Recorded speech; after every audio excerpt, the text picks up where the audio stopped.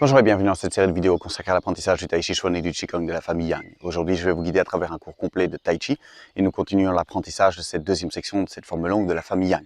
Alors, si vous venez de découvrir cette série de vidéos, j'ai posté un lien ici dans la description qui vous permet de retrouver les premiers cours et donc de recommencer la forme depuis le début. Par contre, si vous me suivez depuis un certain temps, merci beaucoup de liker la vidéo ou de la partager, ça m'aide beaucoup. Continuez à placer vos questions dans les commentaires, comme ça je peux vous aider dans votre étude. Et comme d'habitude également, nous allons commencer par un échauffement très important avant de voir le mouvement suivant. Aujourd'hui, dans cette deuxième section, nous allons voir le double vent perce les oreilles. Alors, on commence par s'échauffer, comme je le disais, très important. On va mettre les pieds parallèles à largeur d'épaule. On va faire quelques exercices de la deuxième série d'échauffement. Donc, pieds parallèles à largeur d'épaule, on décambre le bas du dos, on fléchit bien les genoux. On va tourner le centre, se détendre et comme d'habitude, j'essaie de donner quelques informations sur la pratique du Tai Chi pendant les exercices d'échauffement. Restez bien avec moi. Très important donc, comme je le dis, de bien s'échauffer. Essayez de considérer cette vidéo comme un cours complet. Une dizaine de minutes pour travailler votre Tai Chi avant d'aller travailler ou le soir en rentrant. Continuez à apprendre cette forme, pratiquer la forme idéalement un petit peu tous les jours. Surtout au début pour la mémorisation. Alors ici, on va bien travailler avec les rotations du centre et progressivement, quand on commence à avoir l'habitude de ce mouvement ici, donc de cet exercice, on peut se concentrer sur le travail des genoux. Donc c'est important d'avoir bien les pieds au sol, ça j'en ai parlé dans d'autres vidéos. J'ai de temps en temps parlé des genoux, ici je vais réinsister un petit peu là-dessus, donc les genoux sont bien fléchis. Et on essaie de préserver l'espacement entre les genoux. C'est quelque chose qui va devenir important également dans le travail de la forme. Donc il faut faire attention à ne pas rentrer les genoux quand on pivote. Au contraire, en fait, ma rotation de centre va être amplifiée et même partiellement générée par l'ouverture des genoux. Donc quand je vais tourner dans un sens, d'un côté, je vais en fait provoquer la rotation du centre par l'ouverture du genou. C'est un travail qu'on va retrouver plus tard dans la forme, assez bien plus tard d'ailleurs, dans les niveaux d'apprentissage. Donc ici, vous voyez cet exercice, ne le faites pas en dormant, en vous disant « oui, je connais, j'ai déjà vu ». Si vous êtes à l'aise avec ce travail, eh bien, concentrez-vous un petit peu sur vos genoux, regardez comment vos genoux se comportent, placez vos questions et remarques dans les commentaires. Et comme je le dis ici, regardez, je tourne par là-bas, mon genou ici s'ouvre, je tourne par là-bas, mon genou ici s'ouvre. Et c'est l'ouverture de mon genou qui va me permettre de tourner mon centre, du travail en perspective. Voilà. Alors on fait quelques exercices. Refaites bien cet exercice si vous n'êtes pas assez échauffé. Parce qu'ici on va faire l'aigle se retourne en volant. Donc pieds parallèles à largeur d'épaule, bien décambrer le bas du dos. Descendre le centre de gravité en fléchissant les genoux. On pousse les murs sur le côté. On se retourne. Et puis on revient et on expire par la bouche. Inspirez par le nez.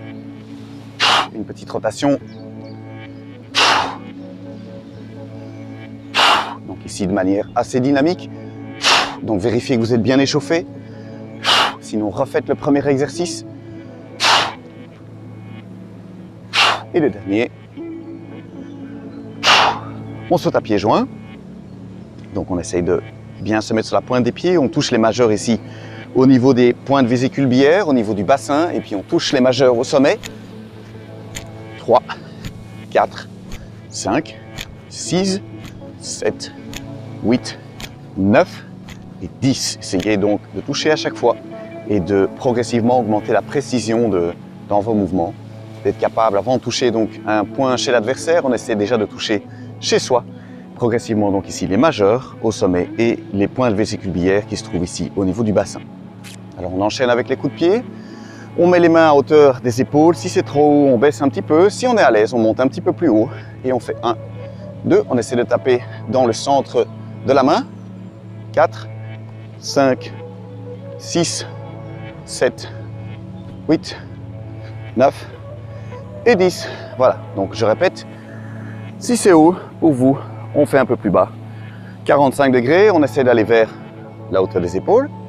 Plus haut si on se sent à l'aise, mais ici faites toujours bien attention à ne pas perdre l'équilibre. Alors, pieds parallèles, pieds joints. On prend la main gauche dans la main droite, poussez petits doigts joints. On va faire l'exercice inspirer l'air nouveau, expirer l'air ancien. Un bon travail pour le diaphragme. Donc on va monter avec les paumes comme ceci vers le ciel. Et en fait, on va indiquer au diaphragme un travail de respiration particulier qui sera spécifique ici dans le travail de cette forme de la famille Yang. Et donc ici, c'est comme si vous alliez prendre votre diaphragme et l'aider à s'orienter vers le haut. C'est un mouvement assez particulier, on en reparlera plus tard. Et donc on va dessiner avec les paumes comme ceci une petite coupe qui simule aussi le travail de l'énergie qui va monter, passer comme ceci par le sacrum et puis monter le long de la colonne vertébrale. Donc ce n'est pas qu'un exercice physique de monter sur la pointe des pieds.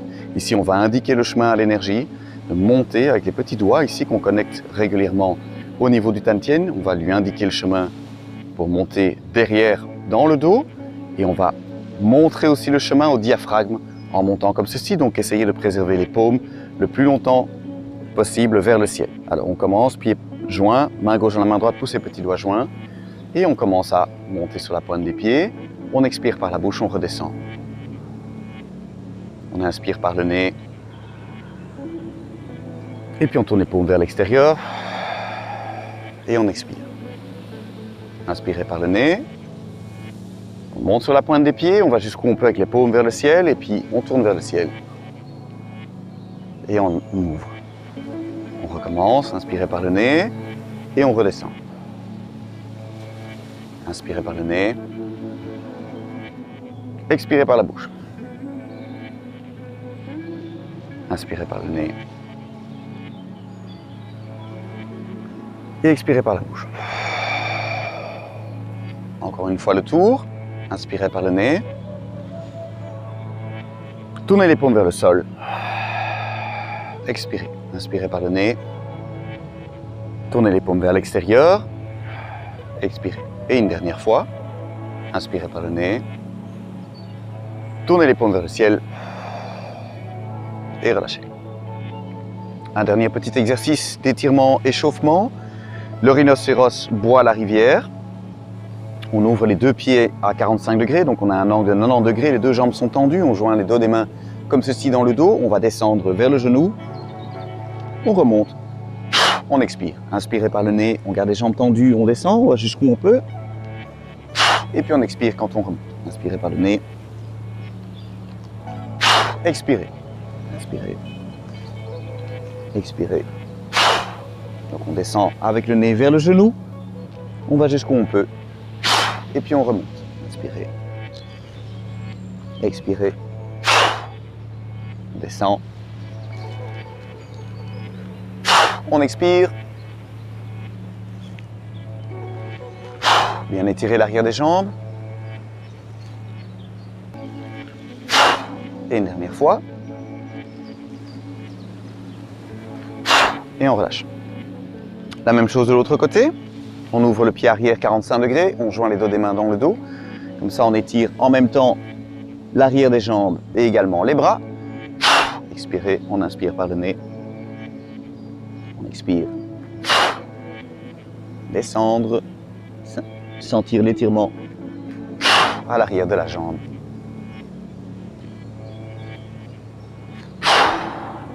Et bien sentir également les dos des mains dans le dos. Progressivement, on peut les faire monter. Comme ça, on travaille également la souplesse du haut du corps.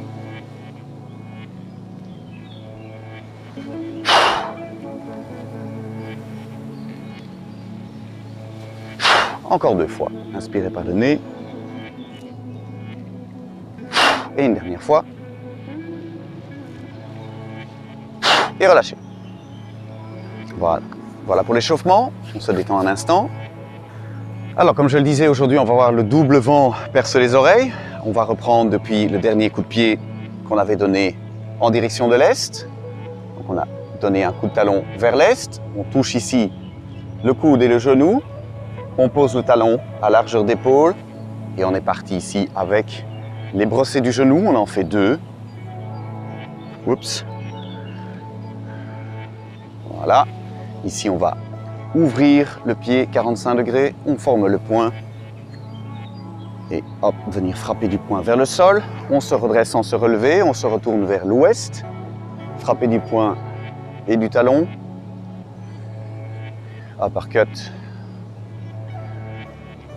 Coup de poing, coup de talon, deuxième fois. Cette fois-ci, le pied est ouvert 45 degrés, pied droit. On avance avec un coup de poing. On glisse la main gauche derrière et sous le coude. Et puis, on s'oriente ici vers le sud-ouest. Ici, on a le demi-Bouddha. Je dois faire attention parce que j'ai un escargot ici. J'ai pas envie d'écraser. Voilà, qui me perturbe. Donc, on va reprendre ici. On a le demi-Bouddha. D'abord, coup de pied. Et puis le demi-Bouddha. On prend une belle grande balle. On vient frapper le tigre. On reprend une balle. Beaucoup de travail ici au niveau de l'orientation du centre. Travail de rotation du bassin également. Deuxième, frapper le tigre, cette fois-ci à droite.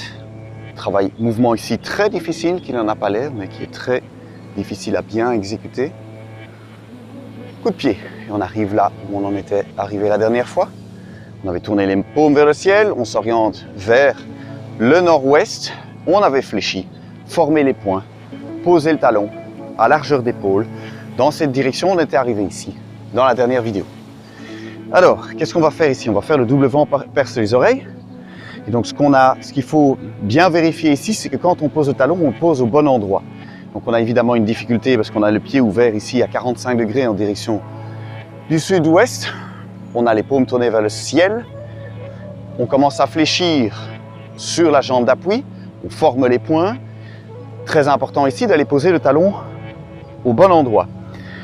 Parce que si on ne pose pas le talon au bon endroit, on risque de se retrouver quand on finit le mouvement avec les pieds de part et d'autre d'une ligne et on est instable. Donc ici, comme on va aller mettre le poids à l'avant, c'est important de bien avoir une largeur d'épaule entre les talons. Et donc il faut pouvoir progressivement visualiser ici, quand on fléchit, le bon endroit pour aller poser le talon.